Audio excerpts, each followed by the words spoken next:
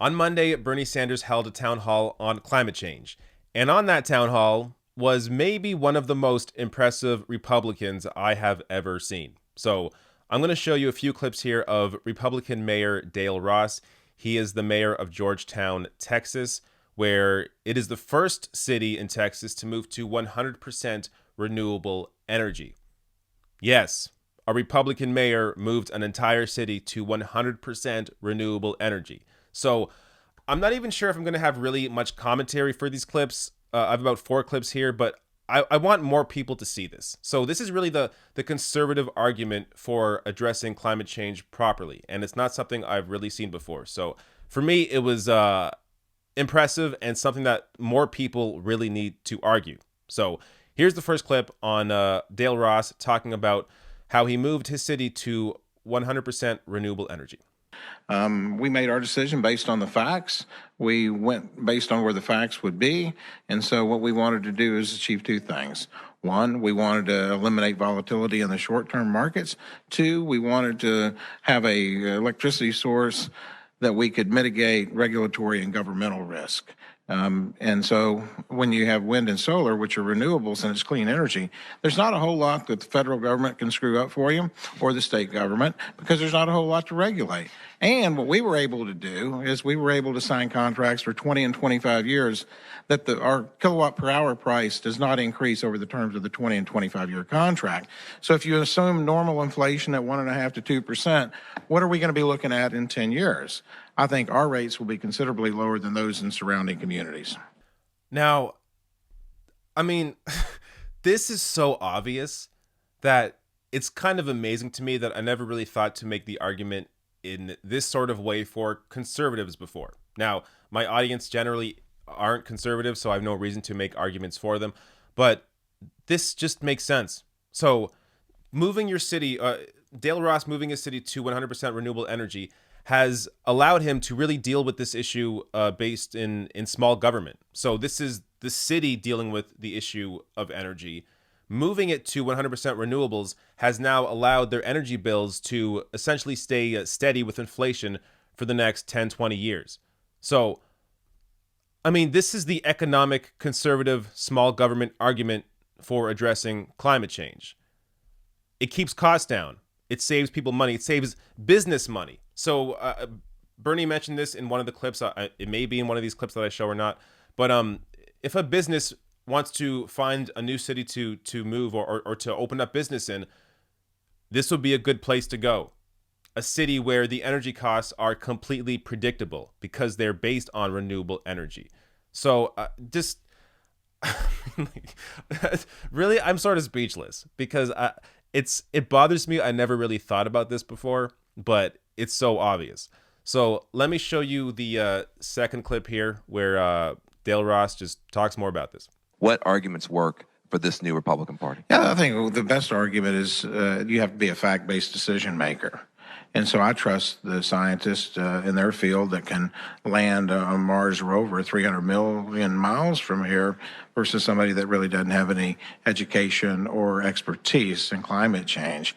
We are at a tipping point right now where it's all about cost. And coal cannot compete with wind and solar on cost.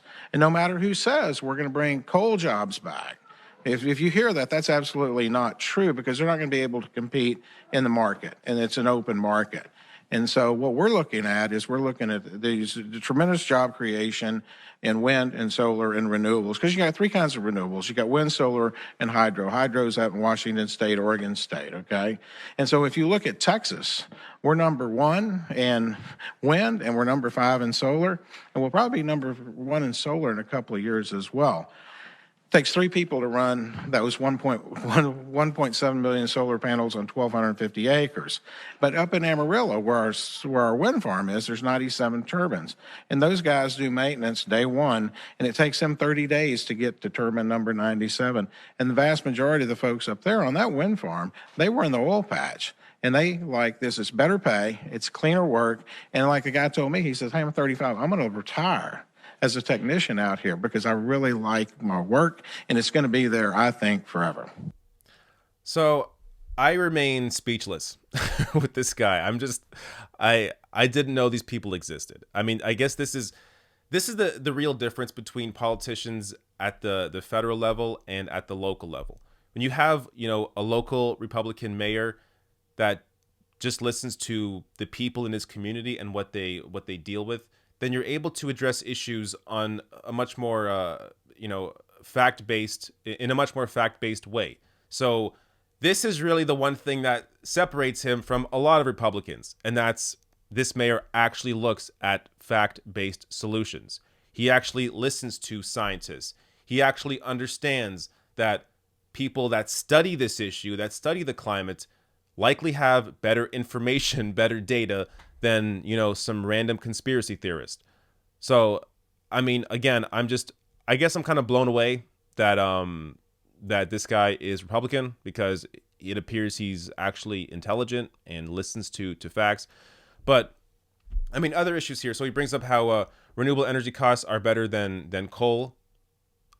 Again, sort of obvious, but this is a situation where you have Donald Trump talking about bringing the coal jobs back. How about just moving that to a different field of energy, moving it to wind farms or to solar panels or to hydro? The idea that the only way you can employ current coal workers is with new coal jobs is ridiculous. People change careers all the time. So we have to actually look at how do we take care of these people in that transition, ensure that they're taken care of, ensure their costs are covered, and ensure that they have a new career to go to that is just as lucrative, if not more lucrative. So he talks about how he has oil patch workers working on the wind turbines, where it's better pay than what they were making at the oil patch, and also a cleaner job, obviously. So again, this is an industry where it's booming in terms of job growth, and also it's just better in terms of pay and the actual work itself. Now let's get to the third clip here, where there is just more of this.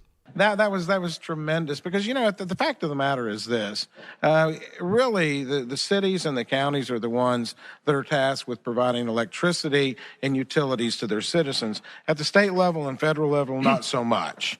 Okay. Now the federal level can help, and I'll tell you what's coming up in Congress in 2020. The renewable energy credits expire in 2020, but you notice the fossil fuel credits do not expire in 2020. You notice that the fossil fuel is a mature industry that doesn't need a boost up.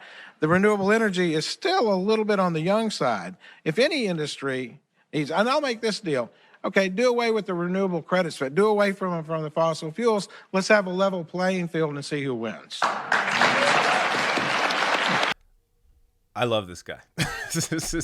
I mean, if this was how most Republicans were, we would be able to have an actual debate about issues, because we would both be coming from the place of facts and data. So he talks about here how, essentially he describes what is crony capitalism, how the renewable energy credits expire because there isn't much lobbying power or much money from the green industry pumped into Washington compared to the fossil fuel industry. So the fossil fuel energy credits don't expire. And obviously it's because the fossil fuel industry heavily lobbies and funds a lot of these campaigns in Washington.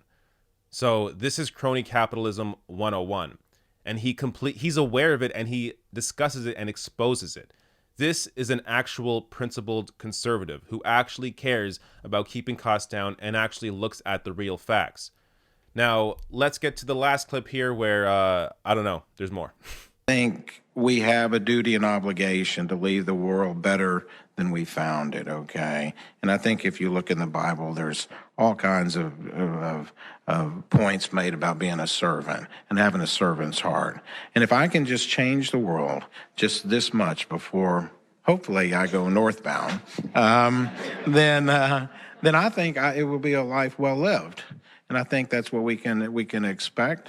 I hopefully, when I'm dead and gone, the poets will write poems, and the songsters people in Georgetown will be singing songs and odes about me when I'm gone, or maybe just put a little statue somewhere.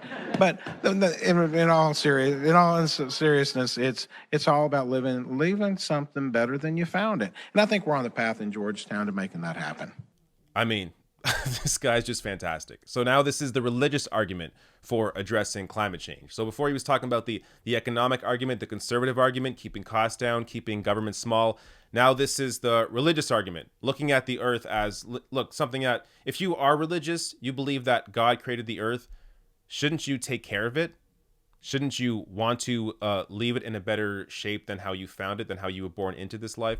So this idea that I think really what's happened is right-wing media has been essentially Fox News, Rush Limbaugh, and everything in between. Just this sort of, it's not even about policy or about making any logical arguments. It's really just been a culture war. So when you treat politics as a culture war, you ignore actual policy issues. You ignore facts, you ignore data, you ignore science, because all you care about doing is winning the game. For you, it's like a sport. So if you can somehow outmaneuver your opponent in a discussion, then you win. But for me, and for many on the left, I would say most of us, politics is about actual issues. How do we help people? How do we make the environment cleaner? How do we raise wages? How do we create jobs?